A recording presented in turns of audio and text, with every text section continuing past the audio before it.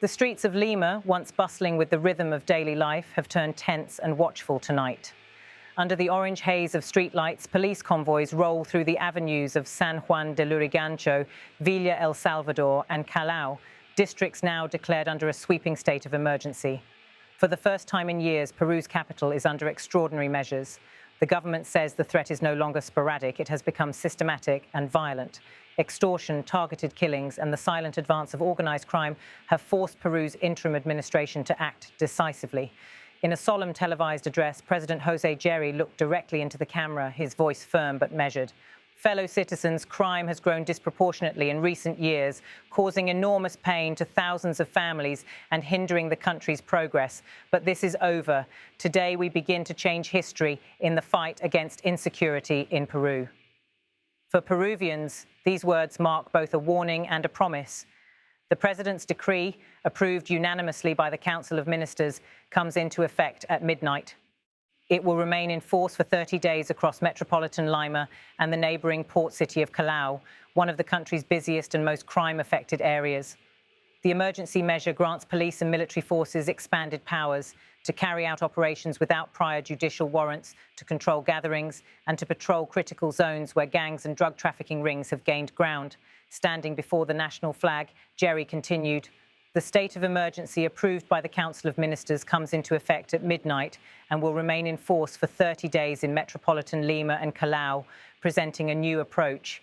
We are moving from defense to offense in the fight against crime, a fight that will allow us to restore peace, tranquility and confidence to millions of Peruvians. Wars are won with actions, not words. Long live Peru." The declaration drew immediate reactions, some supportive, others skeptical.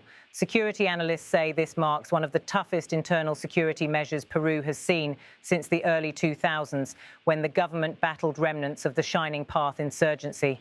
But this time, the enemy is different, decentralized, lucrative, and increasingly transnational. In recent months, criminal organizations, many with links to foreign networks operating out of Ecuador, Colombia, and Venezuela, have infiltrated Peru's transportation, construction, and retail sectors. Authorities estimate that extortion alone extracts tens of millions of souls each month from small businesses and transport cooperatives. Taxi drivers have been shot for refusing to pay protection money. Market vendors have received anonymous phone calls demanding weekly fees, and neighborhoods once considered safe now live under a shadow of fear. At the Ministry of Interior, officials briefed reporters that nearly 2,500 police officers will be redeployed to reinforce patrols in high-risk areas. Military support units, primarily from the Army's urban response brigades, will assist in checkpoints and street operations. Curfews are not yet imposed, but the government left the door open if violence continues to rise. Inside Lima's command centre, security cameras flicker across dozens of monitors. Operators track license plates, analyse surveillance feeds and coordinate raids, an image of a state now on permanent alert. For residents, the sound of helicopters circling overhead has become part of the night. On social media, citizens posted mixed reactions. Some hailed the move as long overdue, saying the government finally recognised what ordinary Peruvians face daily. Others warned of potential abuses, recalling past emergencies when human rights violations occurred under military oversight. The government insists safeguards are in place. Every operation, it says, will be coordinated between civilian and military command, with the Ombudsman's office monitoring procedures. Behind this policy shift is an uncomfortable reality. Peru's homicide rate has doubled in 5 years. Callao, once the country's commercial pride, now records one of South America's highest murder rates per capita, a figure more associated with Central American conflict zones than the Pacific coast.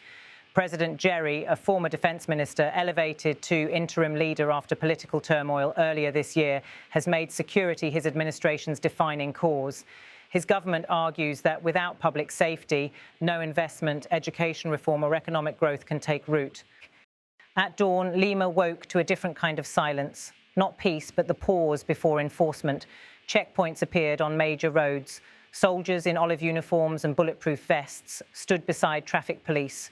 Commuters were stopped for random inspections, their vehicles searched, their IDs verified. In the markets, some merchants whispered that the crackdown might finally push gang collectors away. Others, more cautious, said they would wait and see. The decree's impact will be immediate and visible. Public gatherings may be limited, nightclubs monitored, and security patrols intensified. But the underlying causes, poverty, unemployment, corruption, remain far harder to confront. Economists warn that emergency measures, if prolonged, could harm small businesses already struggling with inflation and weak demand. Yet many Peruvians say the price of inaction has been far higher, a daily tax paid in fear. At the presidential palace, government spokesperson Carla Valdivia briefed the press, stressing that the emergency is preventive, not punitive. We are not suspending rights, we are protecting lives. She said coordination with local mayors would ensure that essential services and public transportation continue unaffected. Meanwhile, at Callao port, customs officers inspected containers with unusual diligence. Officials suspect that the port's shipping lanes have become a gateway for cocaine shipments bound for Europe and Asia. Just last week, authorities seized 2 tons of narcotics hidden in banana crates, a haul valued at more than $80 million. In the densely populated districts surrounding Lima, patrols are being reinforced by elite police units trained in counter-extortion tactics. Drones hover overhead, feeding real-time images to command posts. The message is unmistakable. The state is back on the streets. Still, public trust will take time. Decades of corruption scandals and political instability have left Peruvians wary of promises from above. President Jeri knows this, and in his closing words, wars are won with actions, not words. He sought to acknowledge that skepticism directly. To understand why this declaration resonates so deeply, one must look beyond today's headlines. Peru's urban centres have undergone rapid, uneven growth.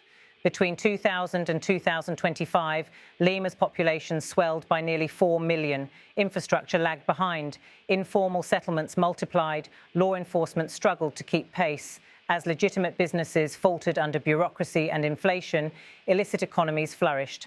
From illegal mining in the Amazon to human trafficking rings along the coast, organised crime became woven into the national fabric, often protected by local politicians or police on the take. This is the backdrop against which José Jeri speaks. When he says Peru is moving from defence to offence, he is declaring not just a policy, but a shift in mentality, from reacting to crime to confronting it head-on. Critics, however, caution that such rhetoric risks militarising civil life. Human rights lawyer Beatriz Ramos noted in an interview that states of emergency should be temporary tools, not permanent governance. She warned that long deployments can blur the line between policing and repression. International observers are watching closely.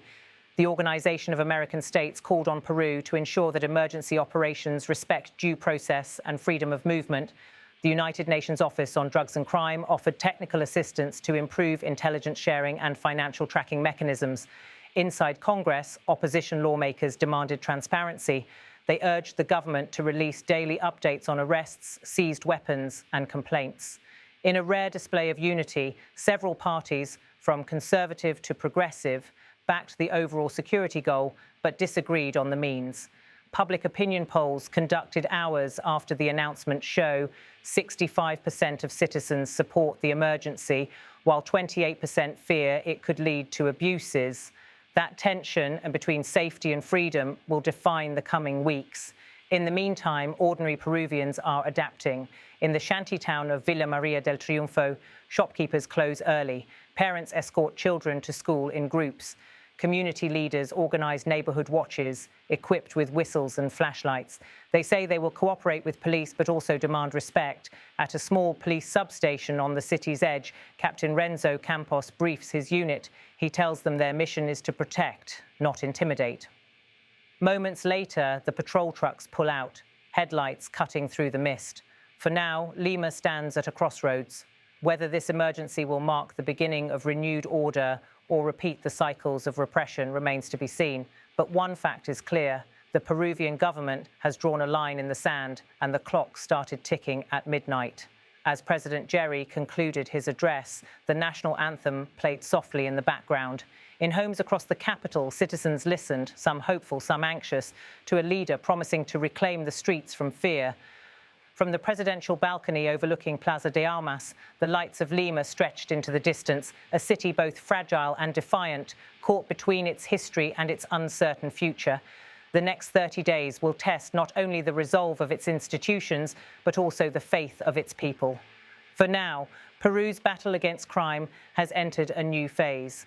The question is whether this offensive can truly bring peace or simply silence. Long live Peru. Compatriotas. Fellow citizens, crime has grown disproportionately in recent years, causing enormous pain to thousands of families and also hindering the country's progress. But this is over. Today we begin to change history in the fight against insecurity in Peru. The state of emergency approved by the Council of Ministers comes into effect at midnight and will remain in force for 30 days in metropolitan Lima and Callao, presenting a new approach. We are moving from defense to offense in the fight against crime, a fight that will allow us to restore peace, tranquility, and confidence to millions of Peruvians. Wars are won with actions, not words. Long live Peru.